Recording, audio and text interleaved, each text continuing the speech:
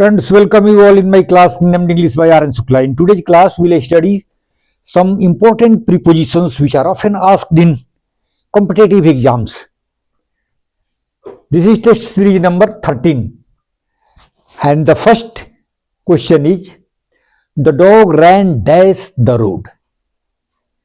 The dog ran dash the road. And the options are in, on, along and about. इसमें से आपको correct preposition fill करना है। तो ये देखना है, आपको ये देखना है कि इसका सबसे पहले सेंस देखना है कि इस सेंटेंस का मीनिंग क्या हुआ। The dog ran dash the road. Dog road के तरफ दौड़ा, या रोड, तो डॉग रोड के किधर दौड़ता है? रोड से होकर के दौड़ता है, रोड के एलोंग दौड़ता है, रोड के किनारे किनारे दौड़ता है, from one end to another end. तो इसलिए यहां पर हम प्रीपोजिशन एलोंग का प्रयोग करते हैं। The dog ran along the road. अब मैं आपको यह बता देता हूं कि एलोंग का प्रयोग कहां कहां किया जाता है। Along is used when we mean to say something next to road और स्ट्रीट। जैसे हम कहते हैं कि many plants were planted along the road, मतलब रोड के किनारे किनारे पेड़ लगाए गए। Many shops were opened around along the street, मतलब स्ट्रीट के एक तरफ दुकान खोले गए। तो एलोंग का प्रयोग यहां किया जाता है। एलोंग का प्रयोग टुगेदर विथ के सेंस में भी किया जाता है। जैसे हम कहते हैं कि come here along with your friend, तो इसके सेंस में भी किया जाता है। along का प्रयोग फिर प्रोग्रेस के सेंस में भी किया जाता है। जैसे how is your business moving on, how is your business moving along। तो along का प्रयोग इस तरह से किया जाता है, प्रोग्रेस के सेंस में, टुगेदर के सेंस में, और from one end to another end, इसके सेंस में भी किया जाता है। जैसे हम ये कहते हैं कि I always go early in the morning to walk along sea beach, we walk along sea beach. The car is driven along the road. इस तरह से एलोंग का प्रयोग किया जाता है। Now next one, please check yourself. The river flows dash the bridge. कौन सा प्रीपोजिशन यहां होना चाहिए? ओवर तो होगा नहीं, ओवर नहीं होगा। रिवर ब्रिज के नीचे ही फ्लो करती है, तो यहां डाउट होता है कि अंडर का प्रयोग करें या बिलो का प्रयोग करें। और ऑप्शन में अंडर भी है और बिलो भी है, तो यहां हमें बिलो का प्रयोग नहीं करना है, यहां पर प्रयोग करना है अंडर का। बिलो यहां गलत है। अंडर का प्रयोग हम वहां करते हैं जब हाइट का सेंस हो। When something is just vertically beneath that, then we use under. Under का प्रयोग हम करते हैं जब कोई चीज उसके ठीक नीचे हो। और बिलो का प्रयोग कहां करते हैं? बिलो का हम प्रयोग करते हैं जैसे valleys stretch below the hills. पहाड़ियों के नीचे वैलीज होती हैं, तो वहां हम यहां वर्टिकल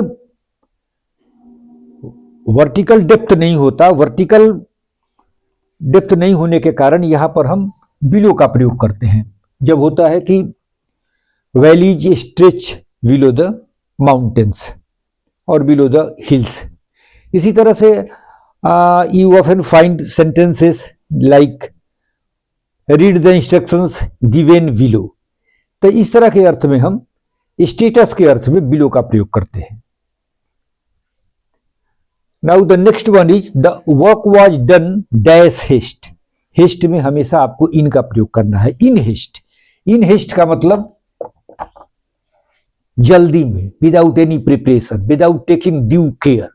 जब हम बिना तैयारी के, बिना आवश्यक सावधानी बरते कोई काम करते हैं, तो that is known as in haste, which we should avoid.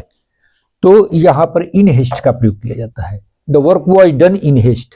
Now the fourth one is he is afraid dash the dog.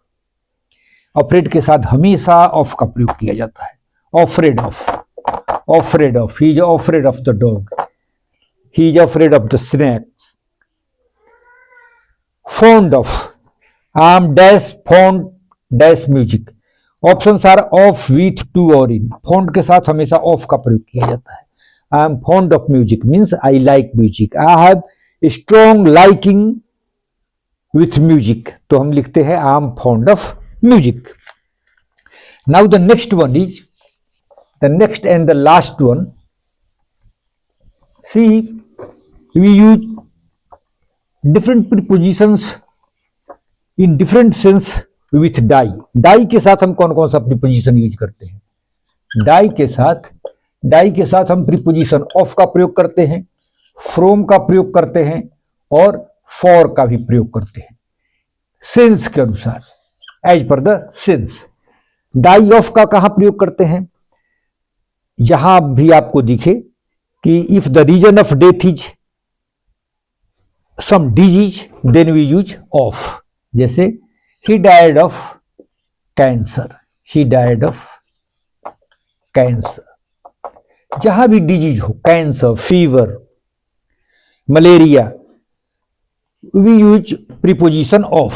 और जहां कोई रीजन हो, जैसे he died of, he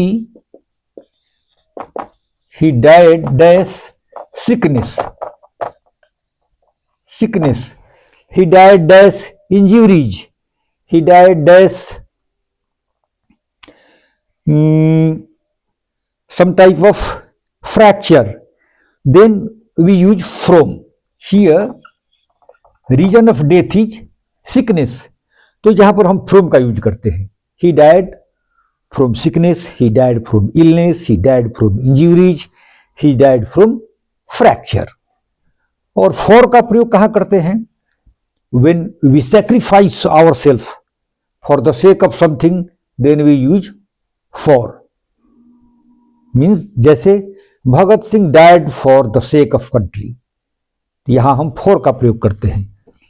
many Indians died for their country, इस तरह के sense में हम यूज करते हैं। तो महात्मा